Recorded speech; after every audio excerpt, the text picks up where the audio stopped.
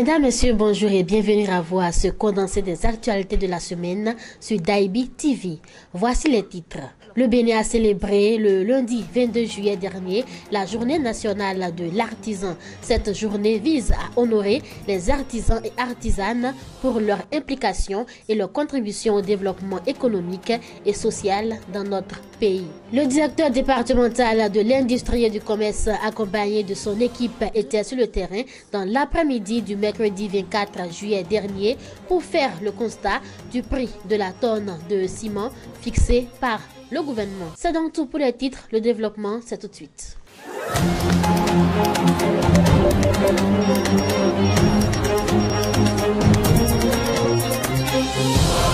De nouveau, bonjour. Le secteur de l'artisanat occupe une place non négligeable dans l'économie d'un pays. C'est dans cette lancée que le gouvernement de la rupture a redynamisé ce secteur à travers son décret en date du 8 juin 2022.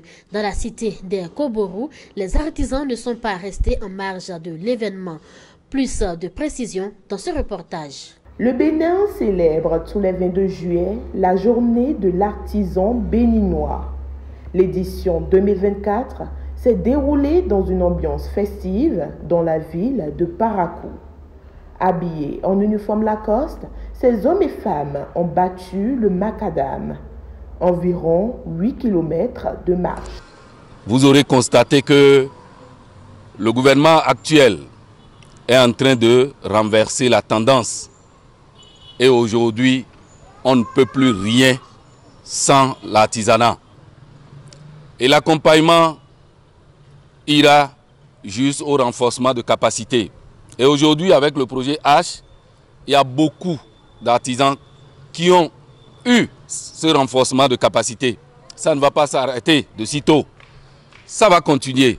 Et nous ferons tout pour que les artisans de la ville de Parakou soient toujours parmi ceux qui vont bénéficier de ces différents projets. Cette journée est aussi l'occasion de réfléchir sur les difficultés et opportunités du secteur. Nous avions reçu beaucoup de formations, beaucoup de perfectionnements à travers le site de construction de Ouedo. Beaucoup d'artisans dans différentes branches de métiers sont allés se faire perfectionner là-bas.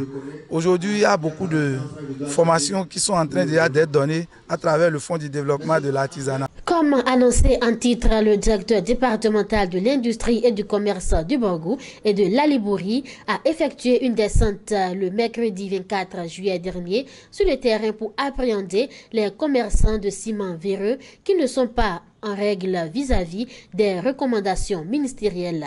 On en parle dans ce reportage. L'après-midi du mercredi 24 juillet 2024 n'a pas été reposant pour le chef de la direction départementale de l'industrie et du commerce des départements du Borgou et de l'Alibouri. Il a effectué une descente musclée sur le terrain pour constater le prix de vente de la tonne de ciment en respect au montant fixé par le gouvernement à travers son ministère. Cette descente a permis à l'autorité d'appréhender des commerçants véreux et de procéder à la fermeture des boutiques. Ce matin, très tôt, nous avons dépêché l'équipe pour recenser les points de vente qui ont encore des stocks de ciment. Donc nous avons ciblé 6 points, les autres n'ont pas de produits. Donc ce soir, nous sommes sortis pour faire un contrôle systématique au niveau des 6 points. Voilà. Les constats que nous avons faits, premièrement, c'est que les vendeurs n'ont pas indiqué les prix. Nous avons constaté un dépôt de publicité de prix. La deuxième infraction que nous avons retenue, que nous avons constatée, c'est le défaut de délivrance de la facture normalisée. Quant au prix, nous avons appris de sources que les gens vendent la tonne à 90 000, par endroit 92 000. Mais à notre arrivée, les vendeurs n'ont pas voulu reconnaître ce prix et ils n'ont pas pu aussi nous montrer la preuve des ventes qu'ils ont déclarées.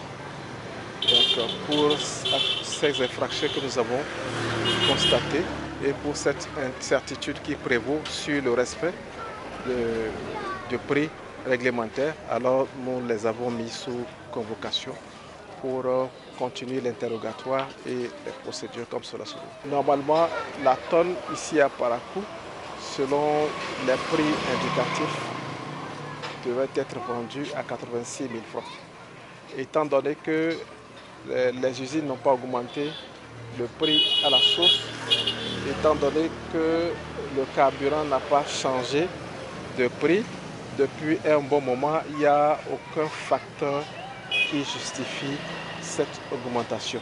Nous pensons que c'est une augmentation fantaisiste et nous devons combattre cela et ramener les vendeurs à l'ordre.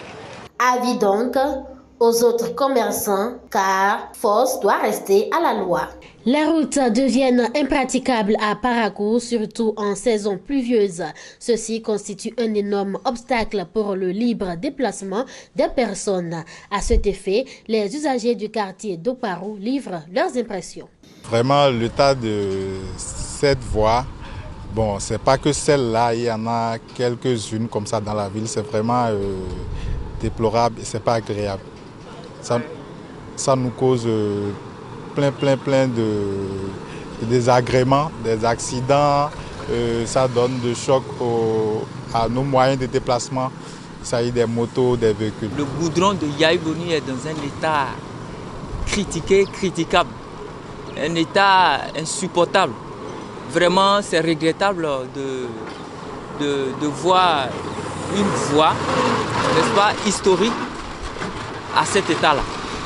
Vraiment, on souffre beaucoup pour la praticabilité de cette voie. La voie, là, vraiment, c'est pas du tout praticable. C'est dégradé complètement. Il y a les trous partout, de l'eau, de gauche à droite. On ne peut même pas circuler librement. Même les lampadaires, rien ne s'allume, tout est éteint complètement jusqu'au fond là-bas. La nuit, c'est l'insécurité totale. Tu fais un pas là, on peut te braquer rapidement. Quelques informations en bref dans ce condensé des actualités de la semaine sur Daibi TV. On parle sport à présent.